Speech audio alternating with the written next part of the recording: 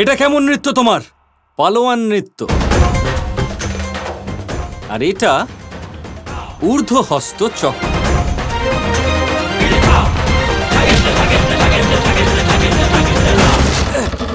আয়ান,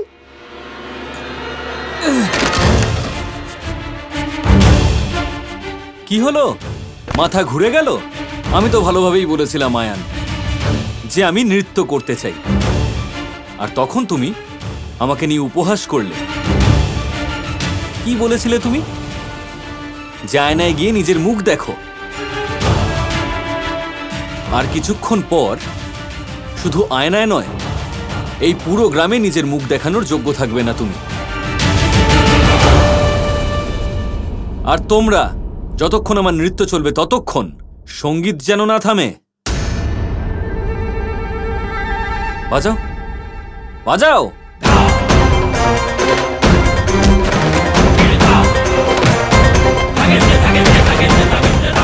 বাস বাস, দেখে নিয়েছি তোমার এই নৃত্য। এবার বন্ধ করো, এসব বন্ধ করো। আরে এখনই কেন? এটা তো লাস্য ছিল আয়ান। আসল তাণ্ডব এখনো বাকি আছে। আমার পুষ্পক মুদ্রা।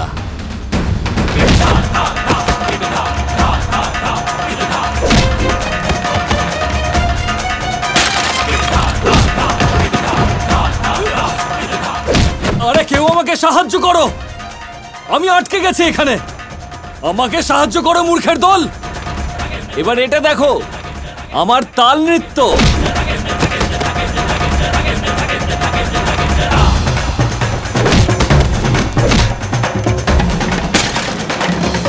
যদি এই তাণ্ডব এরকম চলতে থাকে তাহলে তো বর্ষণাতে প্রলয় আসবে। নৃত্য করার জন্য কেউ থাকবে না, কিন্তু ওকে আটকাবে কে? যদি দাদাকে আটকানো না হয় তাহলে এদেরও দুর্দশা হাটের লোকগুলোর মতো হবে। দাদা, কি করে আটকাই ওনাকে? হ্যাঁ, এখন একটাই পথ আছে। কৃষ্ণ,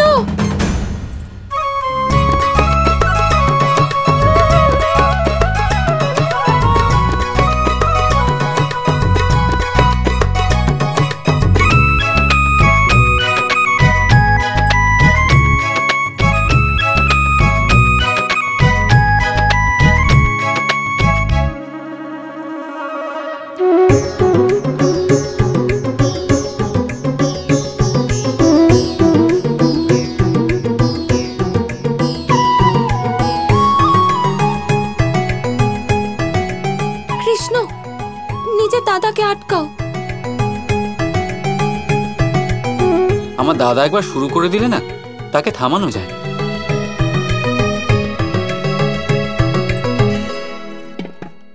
তুমি বুঝতে পারছো না, উনি নৃত্য করছেন না, মারছেন সবাইকে। বোঝা তো আয়ান আর ওর সঙ্গীদের উচিত ছিল। ব্যক্তির পরিমাপ করে তারপর তার সাথে ঝগড়া করা উচিত ছিল, তাই না? এখন আমি কিছু করতে পারবো না। কিন্তু এভাবে তো উনি সবার হাড়গোড় ভেঙে দেবেন। আমি তাতে কি করব? আমি তো প্রথমেই বলেছিলাম। এখন বেশি নাটক করো না। তুমি ভালো করেই জানো শুধু তুমি ওনাকে আটকাতে পারো। আচ্ছা, তাই নাকি?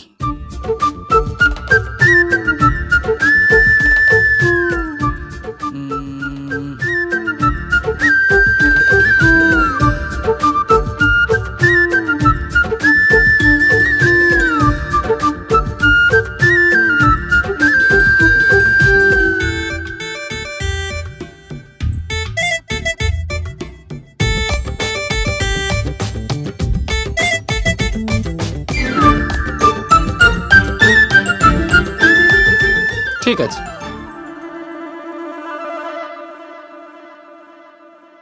আমি দাদাকে থামিয়ে দেব,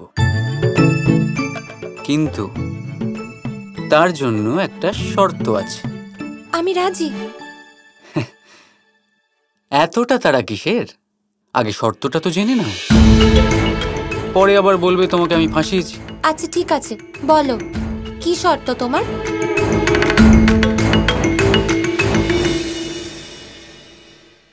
তোমাকে আমার সাথে বন্ধুত্ব করতে হবে।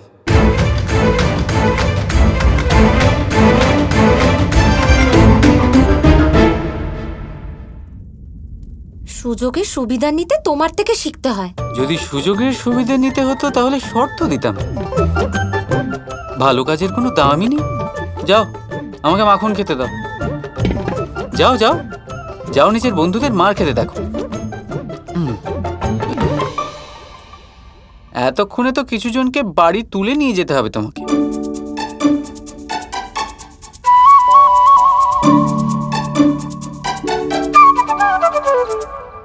এমনিতে আমার সাথে বন্ধুত্ব করতে সমস্যাটা কোথায়?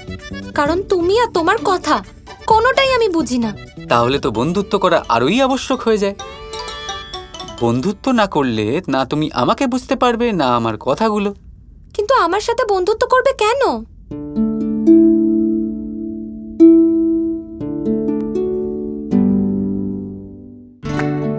তাহলে শোনো লাখ কথার এক কথা। যে মেয়েটিকে আমি ভালোবাসি সে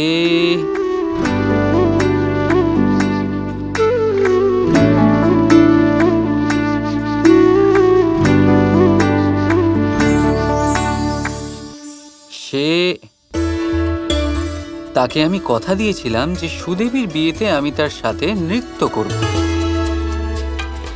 এখন আমি তো নৃত্য করতেই পারি না, আর সে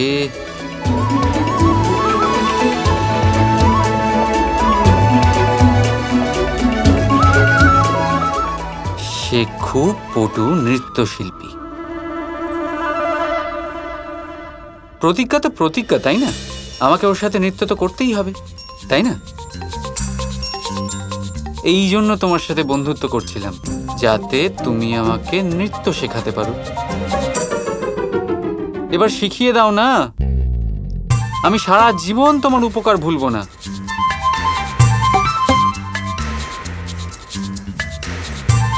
এটাই সুযোগ। কৃষ্ণকে সোজাসুজি ওই মেয়েটার নাম জিজ্ঞেস করলে কখনো বলবে না, কিন্তু বন্ধুত্বের মিথ্যে নাটক করলে আয়ান আর তার সাথীরাও বেঁচে যাবে, আর মেয়েটা অবধি পৌঁছতে সুবিধা হবে, যাতে ওর জীবন এই কৃষ্ণের মায়াজাল থেকে বাঁচাতে পারে। হে ভগবান, দাঁড়িয়ে দাঁড়িয়ে এত বড় ফন্দি করে ফেললে।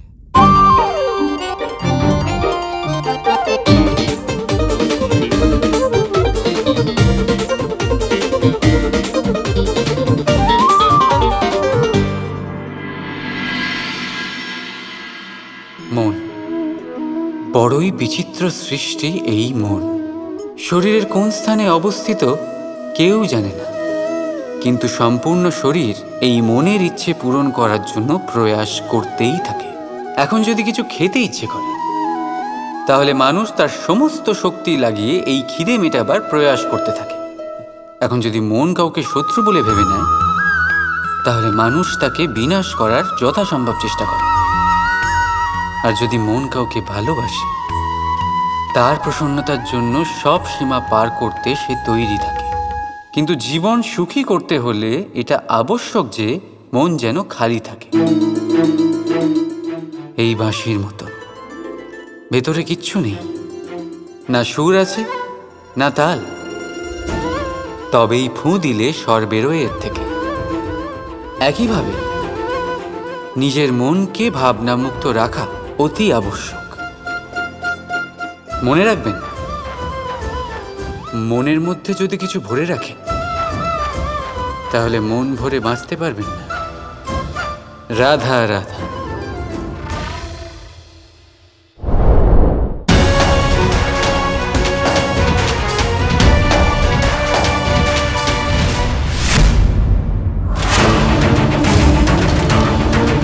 কি হলো রাধা, বলো বড় ভাইকে।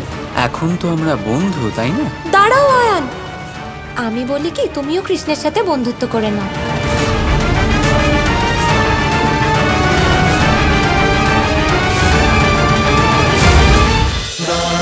Krishna Krishna Krishna Krishna